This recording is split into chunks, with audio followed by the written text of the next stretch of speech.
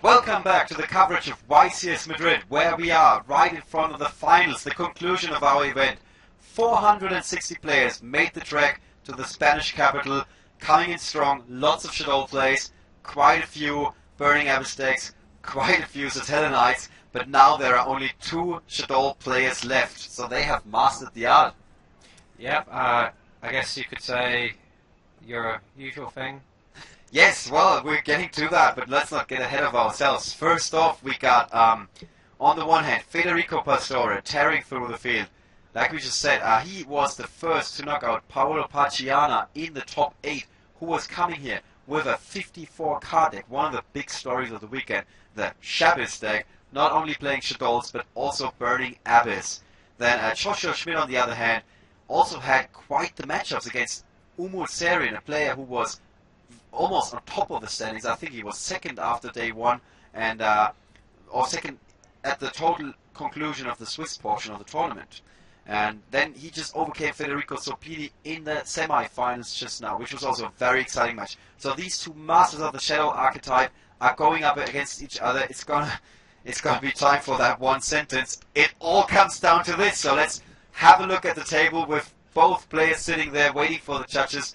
They are seemingly ready, and once again a handshake. Speaking of handshake and fair play, we just had a situation where the chat was indicating that there was a misplay in the semi-finals between Joshua and Federico. This situation has been investigated. This is the cause of the delay that we just had. Then the head judge even looked at the recording, trying to find out if there was any ill intent on Joshua's side, and he ruled that it was a mistake that happened in the heat of the moment. He didn't mean to do that, and this is why Joshua is still in the finals, and we're going to play this out. Yeah, the situation with the Shaddoll construct, easy to miss. He actually wasn't able to summon the construct, I believe, was the complaint. Yes. Anyway, let's get on with the final, and we'll see what happens here. So we've got Joshua Schmidt starting with Sinister Shadow Games, Blackluster Soldier, Envoy at the beginning, 2 Artifact Sanctums, and he starts off with a Mathematician. Half these cards just went face down on his side of the field, backing up his Mathematician. Yeah, we're going to see Shaddoll Hedgehog, Shaddoll Squamata, 2 Mathematicians, Soul Charge, and Sinister Shadow Games, starting off Federico Pastore. So the tension is high. Something we have pointed out, both of these players have really made some of they put on some of the most convincing performances this weekend, with Joshua finding different dimension ground as a great card for this particular matchup, as a side deck card for the second and the third game, whereas Federico Pastore has a crucial mind control in the side deck that helped Federico Soppini in the semi-finals and him to win against Paolo Pacciana in the top 8. Okay, so we're seeing a Artifact Sanctum coming out from Joshua during the end phase of Federico. We're going to see a Shaddoll Dragon being flipped. No, that's yeah, Shaddoll Dragon. It definitely returns Federico's lonely monster to the field, to the hand. Can we just get the text for Shaddoll Dragon there?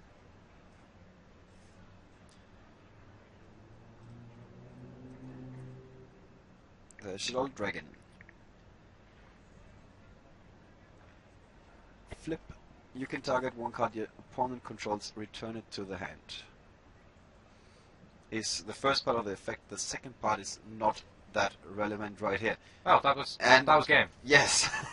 Well, the time we took to just get that up. While we were looking up that card text just to make sure that everything was played out nicely, Federico already extended the hand basically. Oh well, access to side deck instead.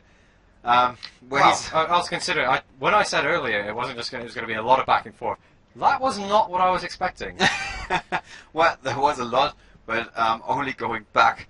At least when you're looking at it from Federico's side of the table. So at the end, just in conclusion, in case you didn't follow that quite up just like we did, Federico Pastore was about to pass play Joshua Schmidt during the end phase, flips everything, flips the table basically, introduces the artifact Moraltach to the field, which takes out one of the monsters that Federico Pastore had, flips his Shadow Dragon to return the only protection that Pastore had to his hand, and Pastore saw the writing on the wall. Yeah, he was staring down something like 5,000 damage already, or 6. Lackluster soldier here, Michael. It's just so it's just like, yeah, okay, that happens. That was the first game. Now it's time to sideboard, and we just mentioned this a second ago. I thought it would be 10 minutes until we can talk about this again. But once again, Joshua Schmidt, he's got different dimension ground in the side deck. Mystical Space Typhoons, which we have seen him introduce to the main deck a few times. He's got a Diffusion, 2 copies of that card. He tried it against Federico Sopini. Federico Sopini was able to, well, work around that card, destroy it while it was face down, and then Joshua Schmidt sided it out once again, because without the element of surprise, he didn't feel it was the right choice. Okay, so we're going to get the hands loading in. Again, just a second. Just let the judges get those down. Right. Federico Pastore, on the other hand, we mentioned this. He's got the Mind Control in the side deck, a one-off, of course. And another important card that he has, and we have seen quite a few times, was a Caius the Shadow Monarch. Yeah, which is the Monarchs been making an impact every time they're summoned because of a lack of Fiendish Chain in this format, or other ways to interrupt. Vanity's Emptiness doesn't stop a normal summon, so the Monarchs always have just been putting in excellent work. Even for the breakthrough skills running around, it's still they're getting through. Also denying the opponent Shadow Fusion for free, like as we like to call it. Speaking of which, Joshua Schmidt on his very first turn just activates the signature card of the Shadow archetype, sending an artifact to the graveyard. That's once again Moraltach, and together with Shaddoll Beast. Shaddoll Beast. Allowing him to draw a card, and he summons El Shaddoll Construct.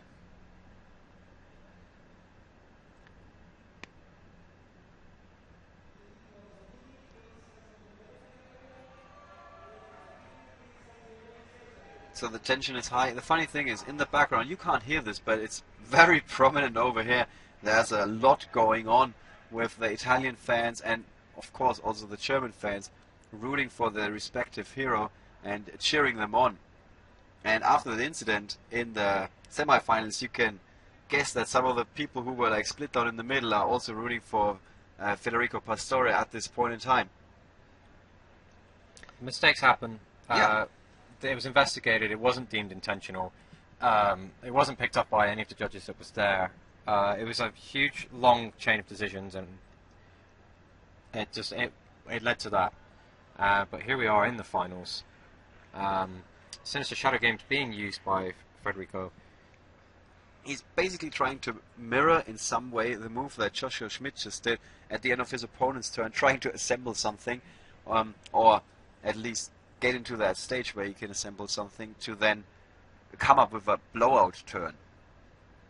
Was that the Diffusion in the graveyard? Yeah, he had the Diffusion set. His opponent's Squamata gets flipped face up, target destroy one monster your opponent controls, and then he sent Shaddoll Dragon to the graveyard, so he was able to take out 2 of those cards. So once again, the Diffusion has been revealed without having an impact. There it is. It's Mind Control. That's Mind Control, but Joshua's got a good answer in Sinister Shadow Games. Yes. Deny his opponent getting the most out of this flip effect. Yeah. Usually, Mind Control is such a good card because when you're going up against Shaddolls, you know that not just half the time, 90% of the time, the face-down monster that they control is going to be a Shadow monster, and if you flip it, you're denying your opponent the option to get its effect. Of course, afterwards you can still exceed summon, which is something that... very important that he gets his flip off here. Joshua will get the effect of Shaddoll Hedgehog, which will allow him to search his deck for the Shaddoll Fusion, in this case, Shaddoll Core. He already has a Shaddoll Fusion in hand.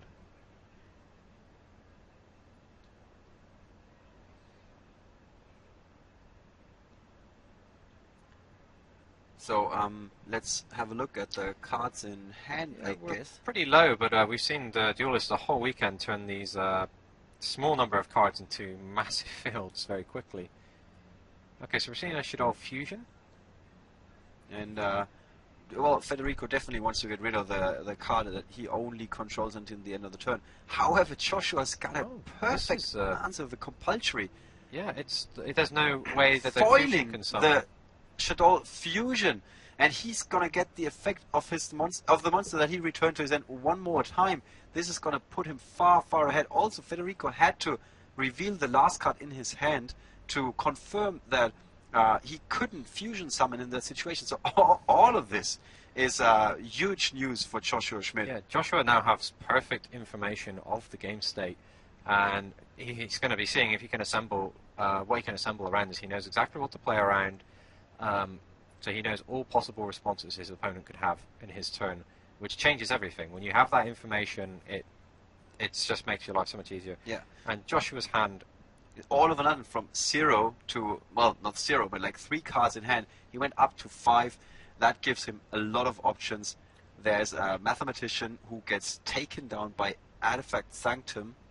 That allows Federico Pastore to special summon a Moral Tach that will then deal with the Mathematician.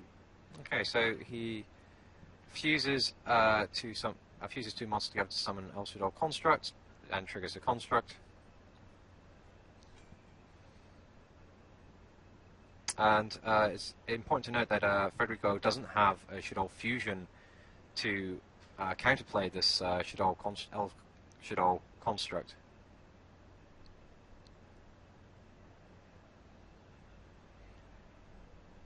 Okay, so Falco going face down. And Schmidt is sitting in a very good position here. Still gets to attack. So Federico Pastore is left with like almost no cards. I mean, he's only got that level 5 monster. The Morale Attack, it doesn't do much on its own, does it? It can be tribute fodder for a Shaddoll Beast if he draws it. He's hidden his card, so I don't know if the judge caught if our attack caught the card. We'll see it in a second, regardless. He's checking his graveyard, but once again, we talked about this Soul Charge, a card that has been very prominent throughout the weekend, not present at all, neither in the main nor the side deck of Joshua Schmidt. And Federico Pastore only runs 1 copy in the main deck and 0 copies in the side deck, so these players are not sold on Soul Charge. There is a Foolish Burial, so he's got all the options now. Okay, so yeah, 1 Foolish Burial. How does he turn this into something? Okay, so he sends the Hedgehog to the graveyard, which lets him search his deck for Falco.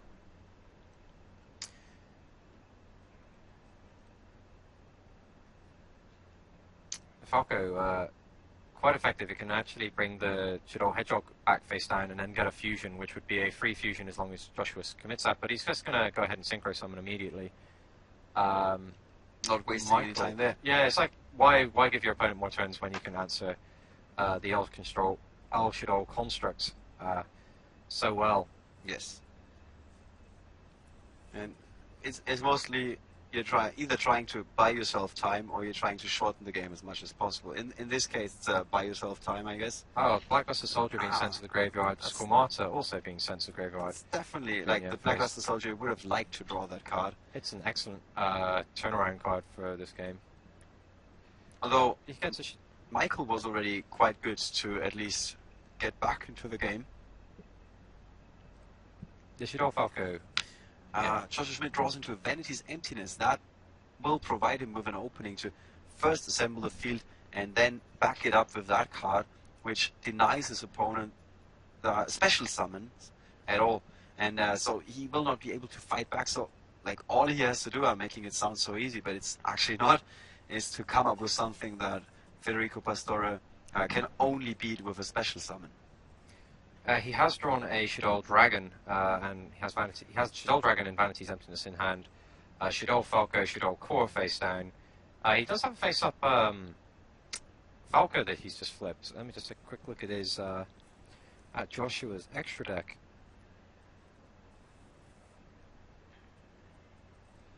So now he's going with a Synchro Summon. Yep, it's HTS Cybehemoth, I believe it is. Yes, which banishes both monsters for good. Which is definitely in the interest of Joshua, who is ahead on cards, so he doesn't mind if he's losing one as long as his opponent is also losing one. Yeah, he also has advantage emptiness should Federico decide to flip up his Shaddoll Falco. And then that leaves him with just an attack mode bird that doesn't do a lot. Joshua, on the other hand, has a Shaddoll Core face down, Shaddoll Beast to go along with his advantage emptiness. And Joshua, is he going to let this go? It doesn't seem like he does respond. I think he's asking for the target. Yeah, I guess that's the reason why he doesn't respond right away. But now there is the Vanity's Emptiness. And just one more card for Federico Pastore, because his Falco on the field at this point in time is like a dead card, isn't it? It does nothing. It's just a very, very small tuner. And Joshua is going to draw a card. Then he's got Shaddoll Beast, which he can then flip up, draw 2 new cards, discard a card. So Federico forced to pass, can't even set his face down, his remaining card. We're gonna know what it is in just a second because the judge just took a closer look at it. To enter Shaddoll Fusion, he decides not to set it. I see. And Vanity's Emptiness stopping him. Right. Okay, so Shaddoll Beast being flipped up. Joshua Schmidt seemingly drew into Moral Moral attack and Shaddoll Hedgehog.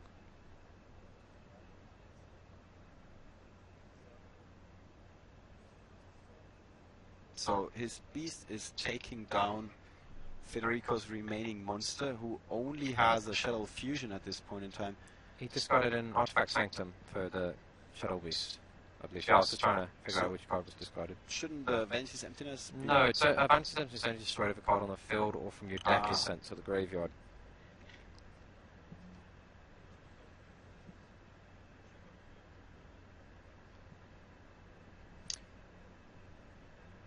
There we go. One of the cards that had, I don't want to say breakout performance this weekend, but that definitely put up a strong showing. Is that breakthrough skill? That's just been... Yeah, it looks like it. So Federico Pastore is really hanging in the ropes. There's the And then Joshua Schmidt goes for it, and Federico Pastore immediately offers the handshake and knows that this game is over. And Joshua Schmidt just once again showing some emotion, something we don't see every day when he's sitting on that table. And just summons a bunch of monsters, attacks for game. That's how it's done. Yeah, he takes down and he's going to be the YCS champion. Yeah.